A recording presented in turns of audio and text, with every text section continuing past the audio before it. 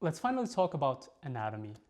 And jumping straight up to the main, this is the main topic of the course. And anatomy, I can tell you, it's probably the hardest thing to master. And I can tell you a little bit how I went about it.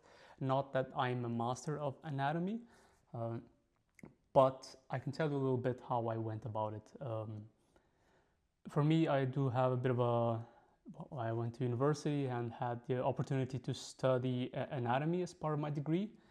Uh, Many of those concepts that I learned in university, anatomy, bones, muscles, whatever, of course, as I started my professional career, still related to, related to drug development, but they became less important. So, of course, some of those concepts like, oh, what's this muscle named?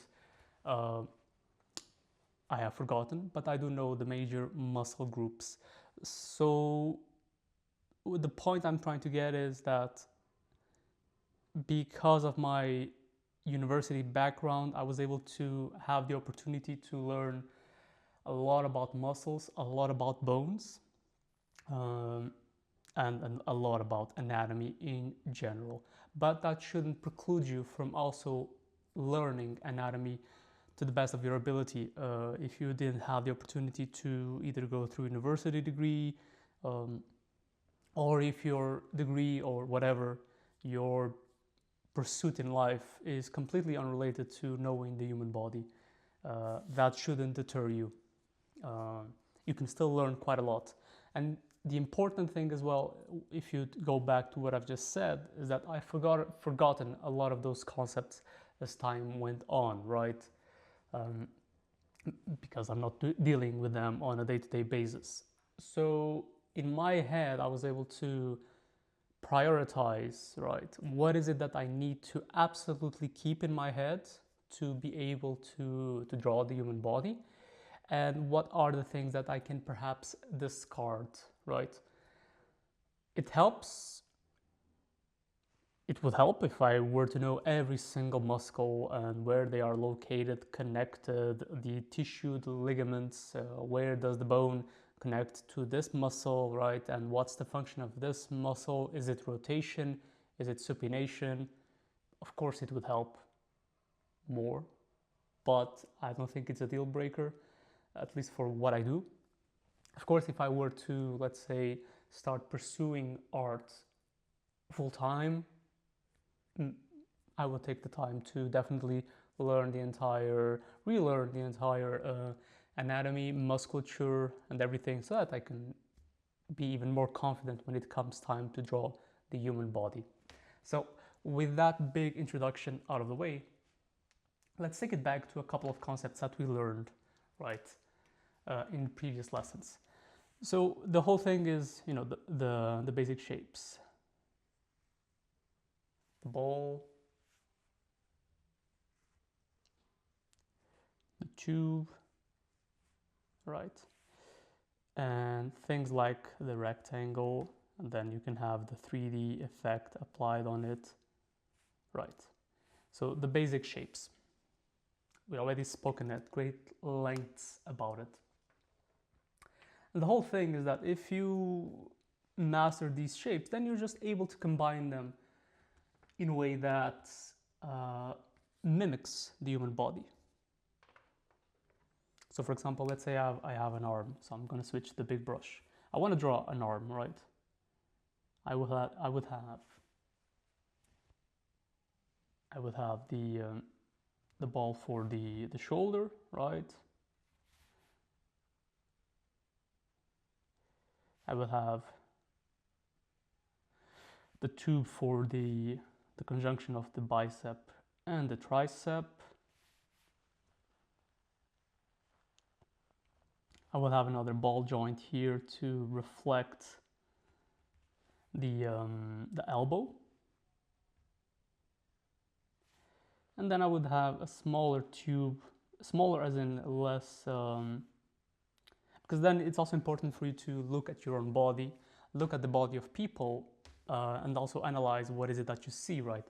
So in the case, the forearm is almost always thinner than the arm itself, the biceps and the triceps. So you take that information and you apply a smaller tube, right? And then, yeah, there's a small joint here, small ball joint here for this part of the arm. And then you have your hand. For the hand, it's a bit like a rectangle, trapezius thing here. So usually I just think of it like this. Right. And then you have these mini ball joints for the fingers.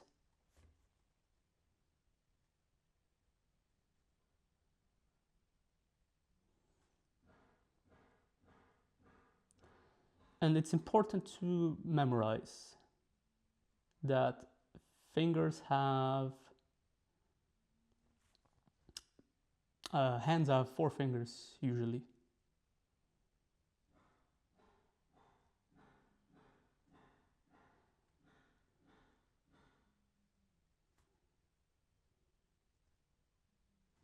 And why do I think of this arc?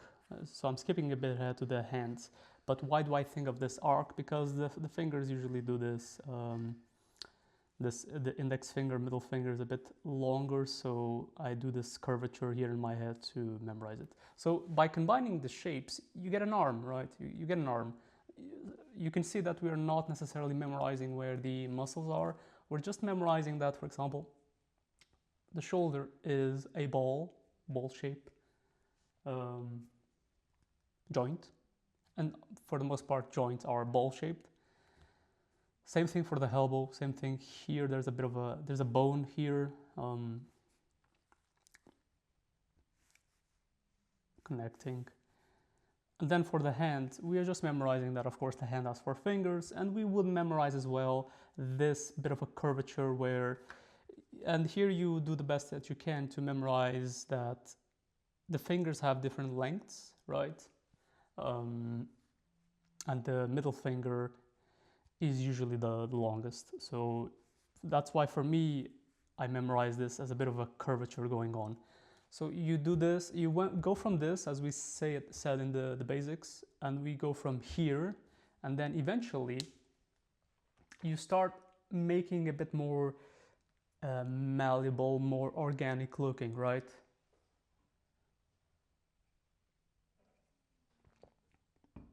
So I'm switching to the red pen. Oh, I would switch to the red pen if the red pen wasn't broken. But yeah, you start making it a bit more organic looking, right?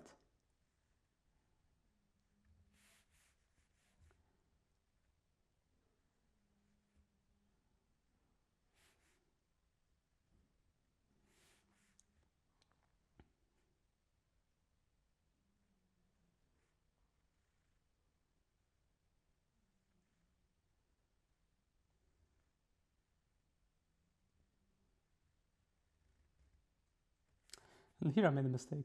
Ignore this line. It's because I was thinking about the basic shape, right? But yeah, this makes it a bit more organic. And this transition from here to here, it's for me in my head. It's not a one-way transition, right? Sometimes in my head I'm already thinking of this, and then it helps me to break down the shape and go from here to here and here, vice versa. It's very fluid in that sense. It's not. I'm not always thinking about the basic shape. I have them in my head, and I transition them in my head between them as I go along. This is important, at least for me, for the way that I process things, the way that I think about things. The same thing for the full human body. I pay a lot of attention, and I try to see when I'm out and about and going for a walk with my daughter, whatever. I look at people and I observe, see how the body moves, the way the muscles are positioning themselves, the different body shapes, different sizes. And to the best of my ability, I try to build that visual memory right in my head. And also at home, practicing, just drawing people. That's very important. So this, you don't, in my head, I don't necessarily go from here to here. It's more of a, I flow in between, right? But you do need to do what would work for you in terms of organization, mental organization. So this is what we're going to be talking throughout the bigger part of this course. It's going to be anatomy. I'm going to give you my tips, what I think are the most important parts to at least memorize, right? And then in a bit of a cheeky tone, I'm also going to tell you that it's not necessarily mandatory, because at the end of the day, you're just going to make the drawing, the person clothed. At least for my style, the person is going to be clothed. So it's not critical that you hit every single piece of anatomy, right? So for example, for this, there would be a shirt covering the arm. So that, in a way, covers the joint of the shoulder. There's a shirt here.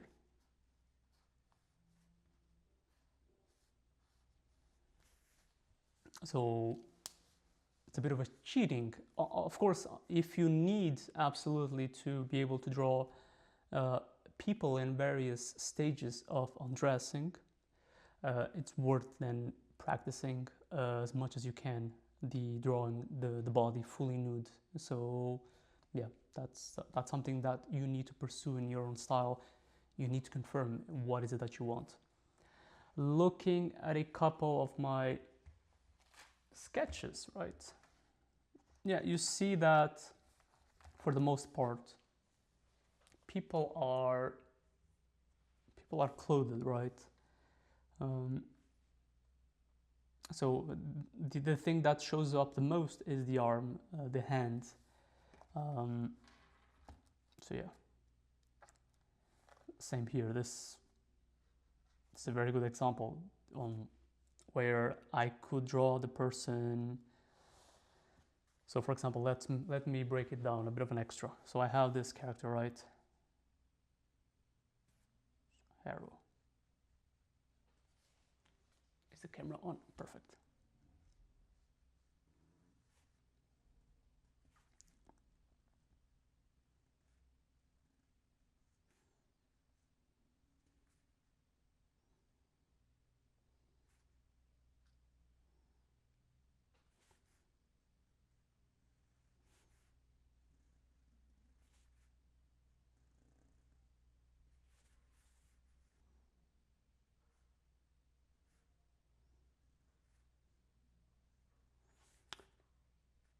So if I were to draw, oh, sorry, made a mistake here.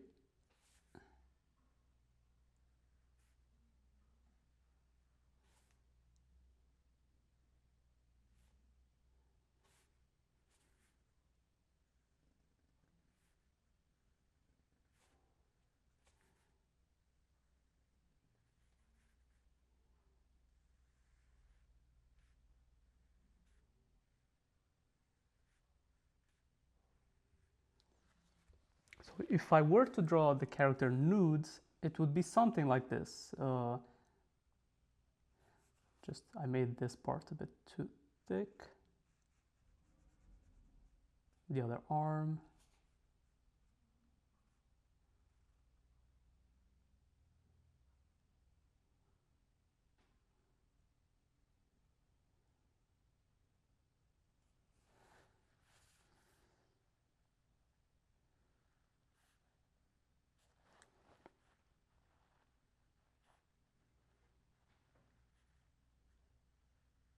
Ignoring that there's a bike here, right? So this character here, underneath the clothes, would be something like this. It's just that for the purpose of what I wanted to draw, the character was clothed, right? The character is clothed. So in the back of my head, this is the basic shape that I'm thinking about. And if I break it down, of course, I would apply all the boxes. And we're going to talk about this mannequin box in a bit. That's going to be for the next lesson, but I just want to show a bit my process. So this would be the equivalent mannequin box setup.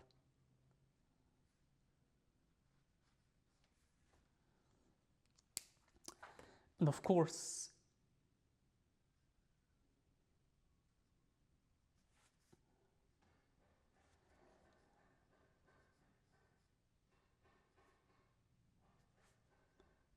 I can draw more lines for increase the definition of the muscles, or make the character a bit more thicker. But yeah, this is the character. This character here is actually this one, so it's the same character. It's just that when it comes go time, it's time to draw. I will draw the character dressed up. So, and because this is a bit of a, it's like a blank slate, right? I can draw the character in whatever format that I want. So I can play around. So in this case, I would take the opportunity to, okay, maybe a different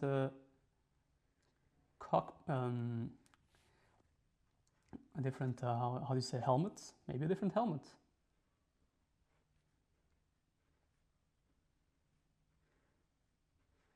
And here we can talk about this we will talk about this in the clothing part. But then you would also perhaps look at some references for clothing, something that looks cool, that shows what is it that you want to work, that you want to do. One additional part is that the character would have hair, unless you want to draw the character bald, which also works. So perhaps the ears are also obscured, right? Then I chose for this a particularly heavy bomber jacket, but maybe for this new one, I want to go maybe with a crop jacket. And here I would take some inspiration from clothing magazines, and we're going to talk about this in a bit as well. So I would look into some clothing magazines, fashion magazines, see what's interesting, what pops to me visually for clothing as well, and depending on the context. So I would take inspiration from there. So yeah, in this case,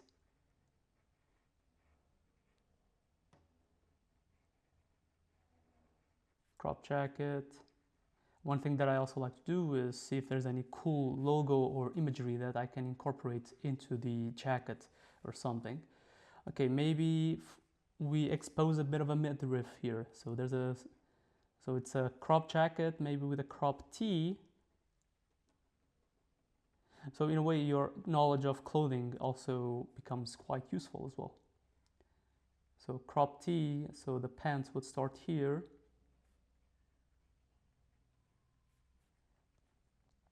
And yeah. And in this case, she's wearing cargo pants. So cargo pants are usually quite have a lot of volume to them, so you can play around with cool pockets.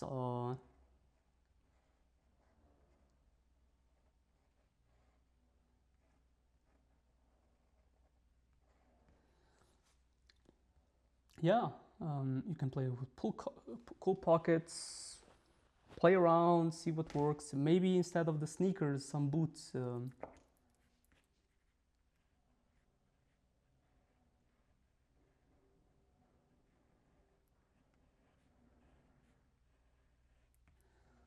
Yeah.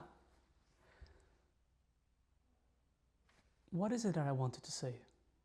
Yeah, clothing. You just add clothing on top as well. That kind of masks as well any limitations that you might have with anatomy. It's important that you focus on anatomy and that you break it down as best as you can, like I just said with the shapes.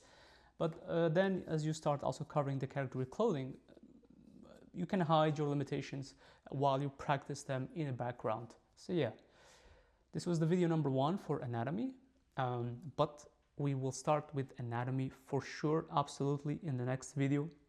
where I'm going to give you actually how to draw the mannequin and the key points that you need to memorize for your anatomy adventure. See you on the next video.